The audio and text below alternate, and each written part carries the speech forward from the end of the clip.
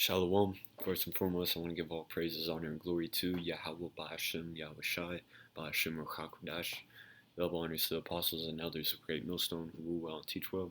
Peace and blessings to the elect out there that's pushing this word in all truth and sincerity. Equal rights, equal fights. I was watching one of Elder Apostle Tahar's videos, and he mentioned that a bill was being passed to include women in the selective services, the draft, military draft. And he said that he said, what did he say? He said it's going to cause an uproar, and from every article you see, the conservative side pushing back on it. So hey, this is one of Esau's devices that's turning upon his own head and causing, Satan to be against Satan. You know, his kingdom divided, because feminism was created to keep Jake households divided and divided up, so he'd be fighting a war at home and never really, going and fighting against his oppressor, because he'd be oppressed in his own house. And now you see it fully manifesting that Esau is now Esau, his kingdom is divided with this whole feminism movement,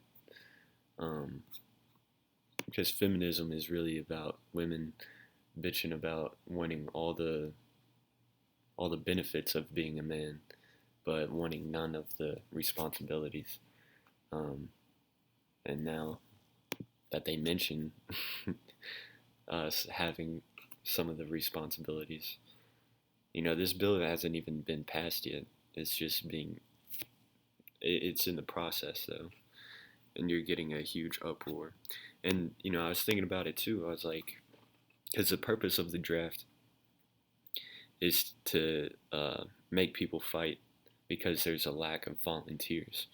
So if they're lacking volunteers, that goes to show you, and they need more bodies, and they're resorting to for women.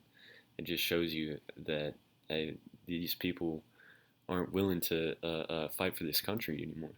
And you see that in the police force too. It's not cool to be a cop anymore. It's not cool to be a patriot anymore. So you're gonna have a lot of AWOL military, all right. And most of the people that leave the military, that are ex-military, they go into those what are they called? Blackwater was the more famous one. What are they called? I guess private armies. Like, because they describe themselves, they're a business, but they call themselves like a bodyguard services, and then they do everything that the military can't do, legally. So they hire these private armies to execute on certain things. So I mean, people are leaving the military and going about to establish their own military outside of the U.S. Army, and that's a prophecy, man. Was that Second Esdras? Yeah, everything's in Second Esdras. Let's go to the 15th chapter. Second Esdras 15 and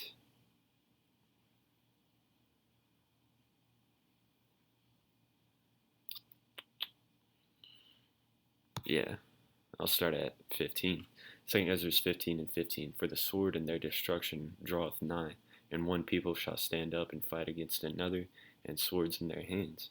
In the modern day, sword is the gun.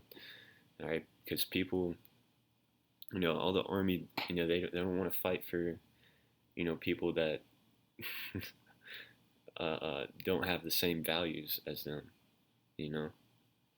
They're fighting for people just to be disrespected by the people that they're defending. And because of that, you're gonna have people leave the military, And it, like I said, it's going to be divided. It's going to be like the Wild Wild West, you know.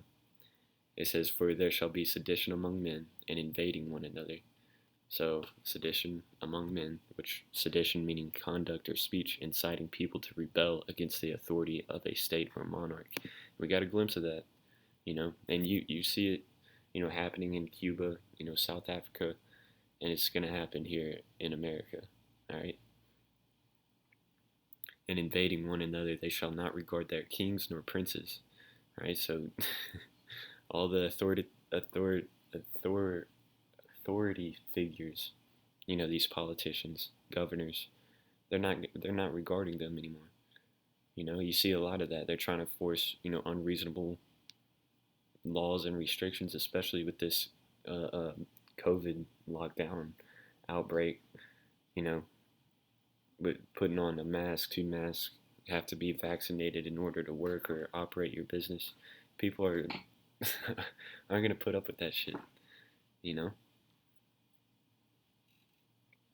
so they're not gonna regard all the lawmakers. They're gonna they're gonna start inciting rebels, rebellion, and they because of it, the food system is gonna collapse. People aren't gonna drive trucks into a chaotic town, so that's gonna cause famine. It's a house of cards, and we're gonna see it manifest real soon. Just let the second round of lockdowns happen, and it's all bets are off, man. And the course of their actions shall stand in their power. So that's when people are going to realize that, well, most of the laws aren't even enforced by the cops because there's a lack of police officers, in the first place. So we can really do whatever we want. We don't have to listen to these politicians. That's what they're going to do, man. And then verse 17, "A man shall desire to go into a city and shall not be able." Lockdowns are prophesied in the scriptures. You know, you're going to have that RFID microchip, which is the mark of the beast, to operate in society, right? No man may buy or sell lest he have the mark, right? And that is the RFID chip. It says, "For because of their pride the cities shall be troubled, the houses shall be destroyed, and men shall be afraid. A man shall have no pity upon his neighbor, but shall destroy their houses with the sword, and spoil their goods, because of the lack of bread and for great tribulation." So people are gonna just like, hey man, they what is it called? Predictive programming or preemptive programming. They put it in these video games, man. The top video games right now have that battle royale mode where you can either go solo or get a team of 4 together, and it's every man for themselves. And the whole purpose of it is to is to go inside, the houses, get whatever resources you need to survive and bounce and kill off, everybody else. And that's what's gonna happen in real life, man. Real life battle royale. And the people that are gonna win it are the Lord's elect. All right. Behold, saith the Most High, I will call together all the kings of the earth to reverence me, which are from the rising of the sun, from the south, and from the east. Yeah, this is going into uh, World War III. The Valley of Jehoshaphat. But anyways, let me jump down to, I think.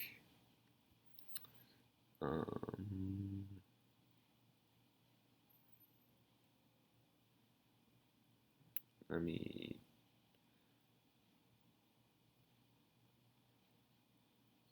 No, 16th chapter. Yeah, let me jump to the 16th chapter. Let me start at.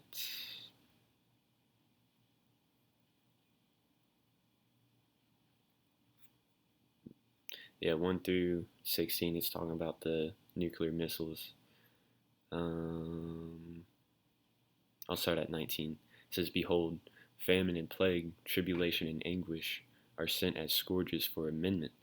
But for all these things they shall not turn from their wickedness, nor be always mindful of the scourges." Yeah, so all the hurricanes, natural disasters, um, even the COVID outbreak, lockdowns, financial crises. All these are, scourges for a minute, which is, punishment to try to get people to realize that they're in the wrong.